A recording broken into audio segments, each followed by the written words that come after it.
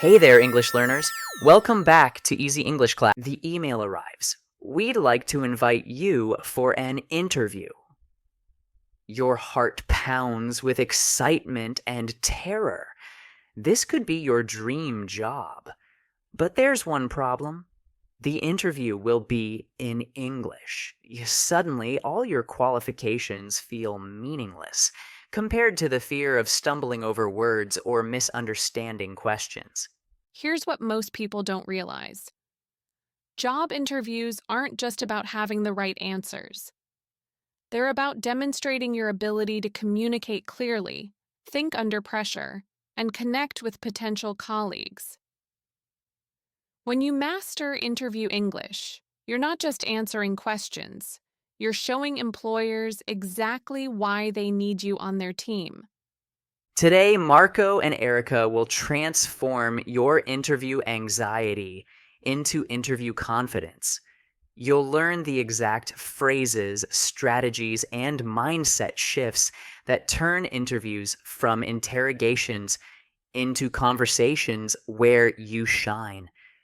This is your English learning podcast to help you succeed in professional situations with confidence and clarity. You know, Marco, job interviews in English are one of the biggest challenges our listeners face. The stakes feel so high, and the pressure to be perfect can be overwhelming. Absolutely, Erica. I think what makes interviews especially difficult is that you're being evaluated not just on your qualifications, but on how well you can communicate those qualifications in English. Right? And there's this myth that you need perfect grammar and an extensive vocabulary to succeed, but that's not really true. The most successful candidates are usually those who communicate clearly and authentically, not necessarily those with the most complex language. By the way, I'm Erica. And I'm Marco.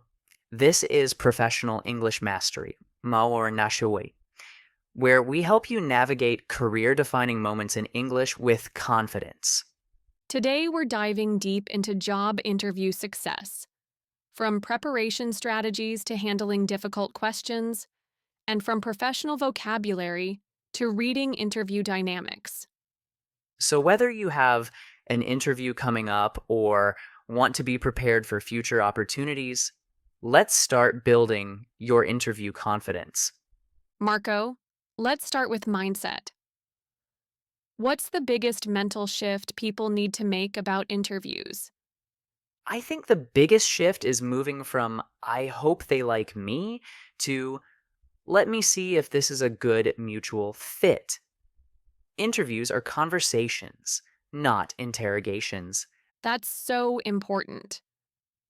When you approach it as a two-way evaluation, you naturally come across as more confident and engaged.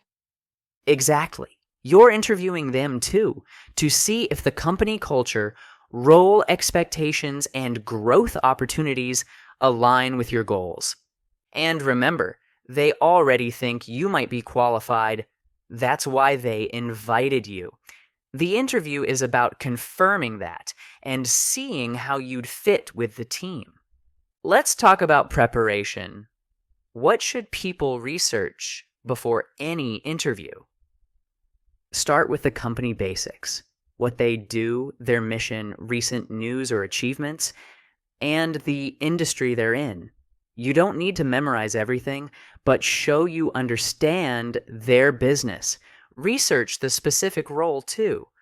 Look at the job description again and think of specific examples from your experience that demonstrate each required skill. I recommend the STAR method for preparing examples: situation, task, action, result. It gives your answers structure and makes them more compelling.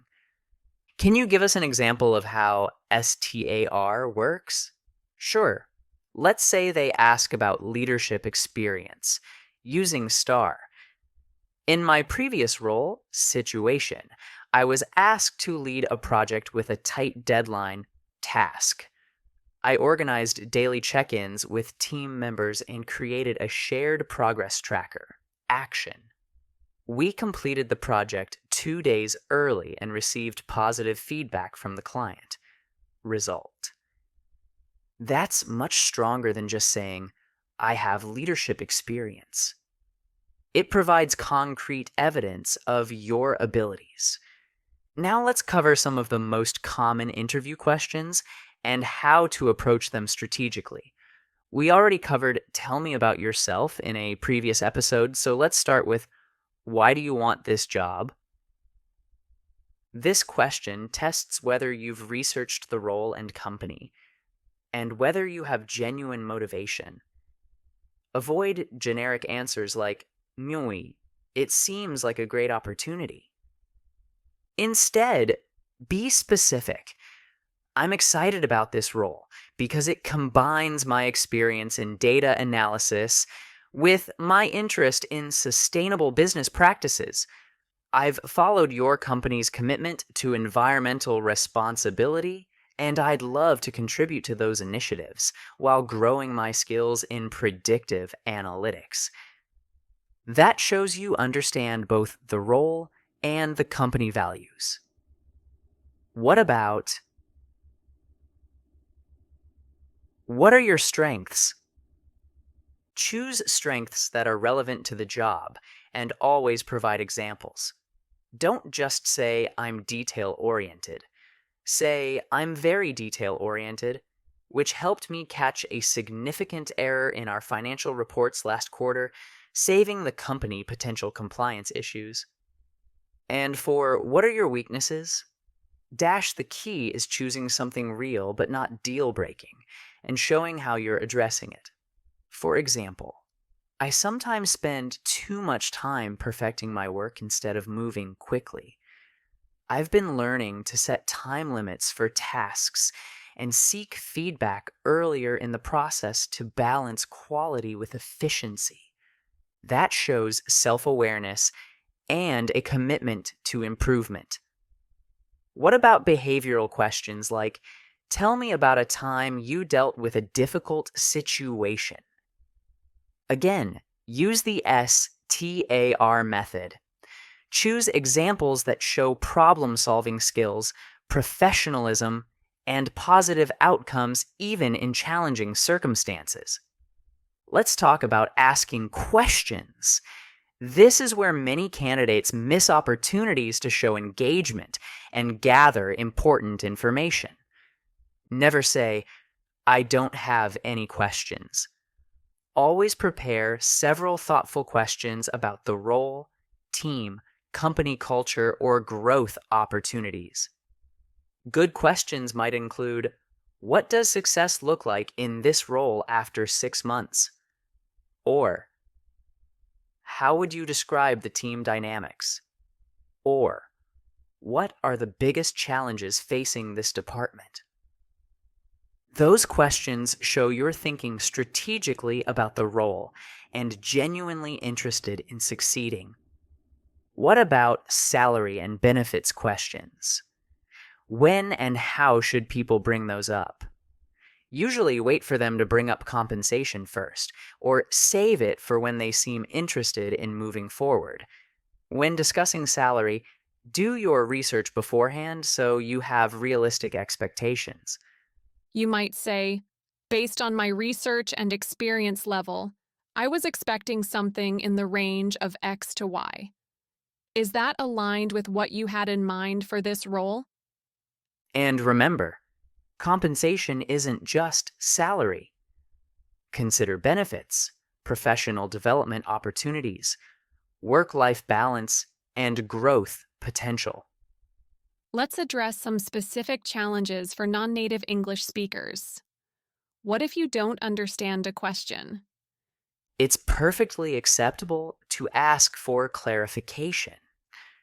You might say, could you please rephrase that question? Or, just to make sure I understand, are you asking about...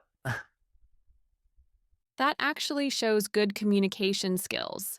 Clarifying when you're unsure rather than guessing and potentially answering the wrong question. What if you need time to think about your answer?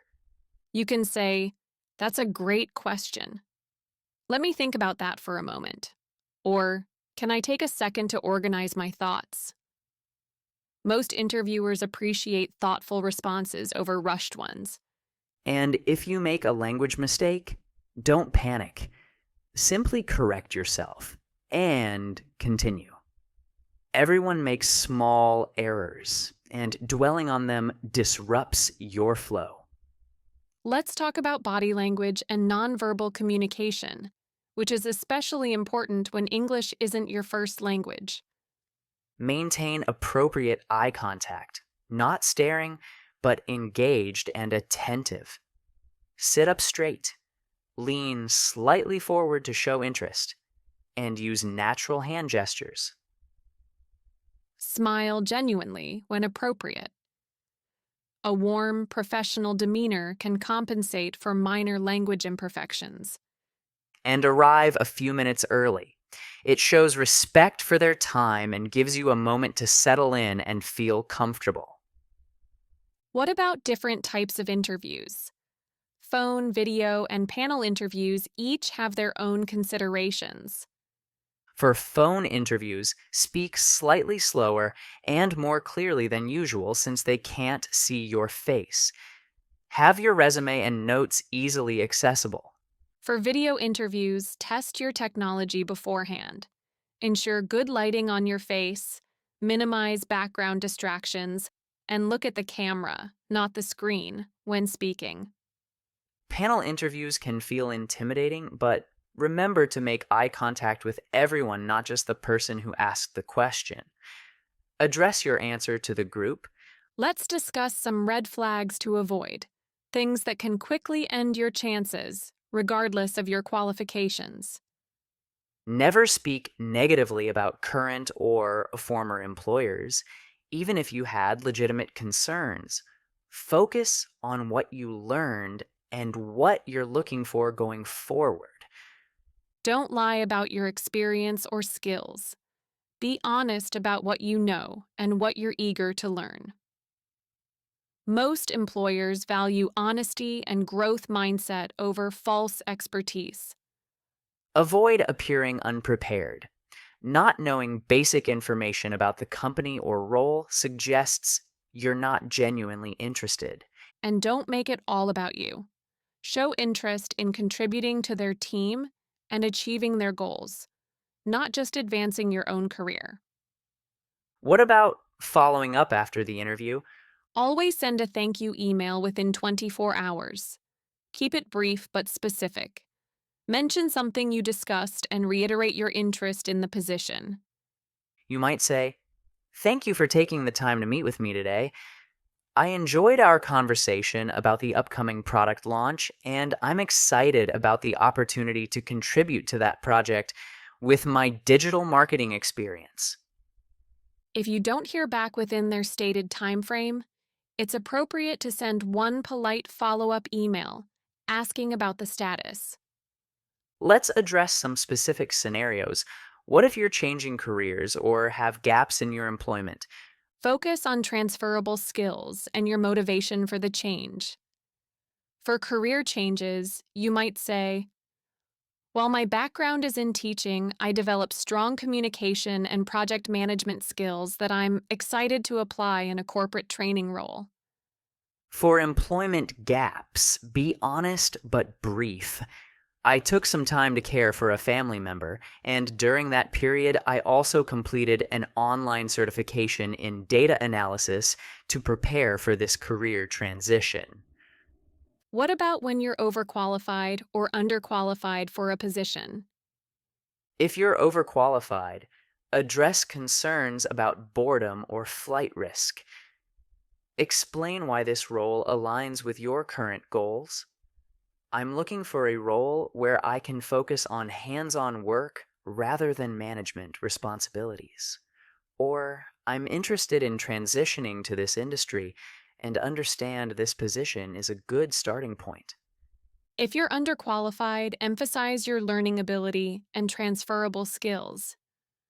While I don't have direct experience with this software, I've quickly learned similar platforms in previous roles, and I'm committed to getting up to speed quickly. Let's talk about industry specific considerations. Tech interviews might include technical questions or coding challenges. For technical roles, be prepared to explain your thought process, not just give answers. They want to see how you approach problems. In customer service roles, they might ask you to role play handling difficult situations. Stay calm, show empathy, and focus on solutions. For sales positions, expect questions about your sales process, handling rejection, and meeting targets. Use specific numbers and examples when possible. What about dealing with discrimination or inappropriate questions?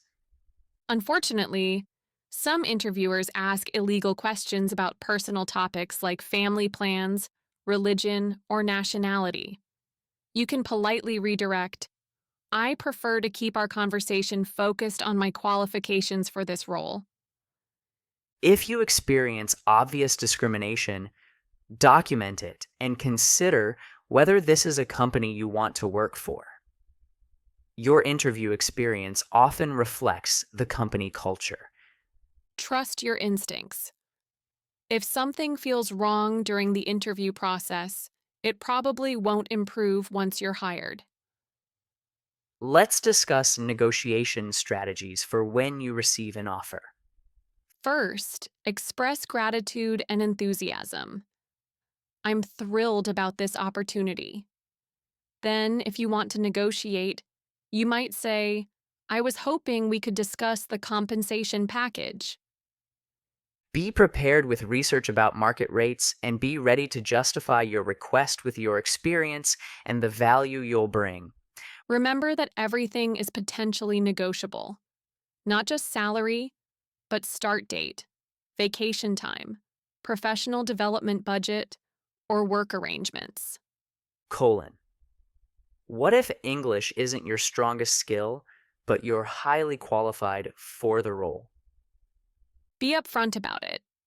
English is my second language, so I sometimes take a moment to organize my thoughts. I hope you'll let me know if anything needs clarification. Many employers value multilingual employees and understand that communication skills can improve quickly in an English speaking work environment.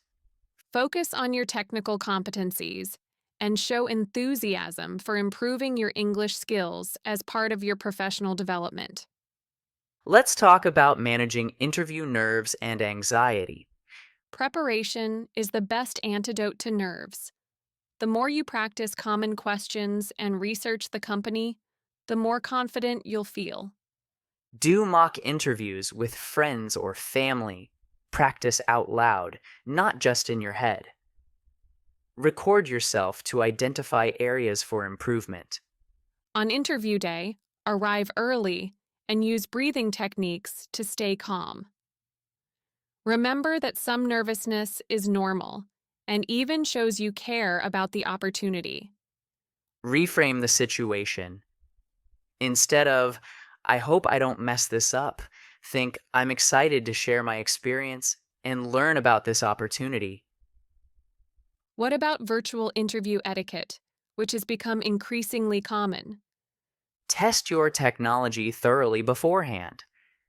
Have a backup plan if your internet connection fails, like a phone number where they can reach you. Choose a quiet, professional looking background. Inform household members about your interview time to avoid interruptions. Look at the camera, not the screen, when speaking. It simulates eye contact and appears more engaging to the interviewer. Dress professionally from head to toe, even though they might only see your upper body. It affects your confidence and mental preparation. Before we finish, let's talk about learning from interview experiences, whether successful or not. After each interview, write down the questions you were asked and reflect on your answers. What went well? What could you improve? If you don't get the job, consider asking for feedback. Not all companies will provide it, but when they do, it's valuable information for future interviews. Don't take rejection personally. There are many factors beyond your control, like internal candidates or budget changes. Each interview is practice for the next one. The more you interview, the more comfortable and skilled you become. What's your final advice for someone preparing for their first English language job interview? Focus on clear communication over perfect language. Employers understand that English might not be your first language, but they need to see that you can communicate effectively about your work. Be authentic. Don't try to be someone you're not. The right employer will appreciate your genuine personality and unique perspective. And remember, interviews are just conversations with a purpose. Approach them with curiosity about the role and company, not just anxiety about being judged. The goal isn't to be perfect, it's to be memorable for the right reasons and demonstrate that you're someone they'd want to work with every day. And that brings us to the end of our job interview success episode. We hope this helps you approach your next interview with confidence and clarity. Remember, you already have valuable skills and experience. The interview is your opportunity to help them understand how those qualities will benefit their team. Prepare thoroughly, communicate authentically, and trust that the right opportunity will recognize your value. Practice these techniques and remember that each interview, regardless of outcome, makes you better prepared for the next one. Thanks for listening to Professional English Mastery. Keep practicing, keep believing in yourself, and we'll see you in the next episode. Your dream job is out there waiting for you. Go show them why you're exactly what they need. Take care, everyone.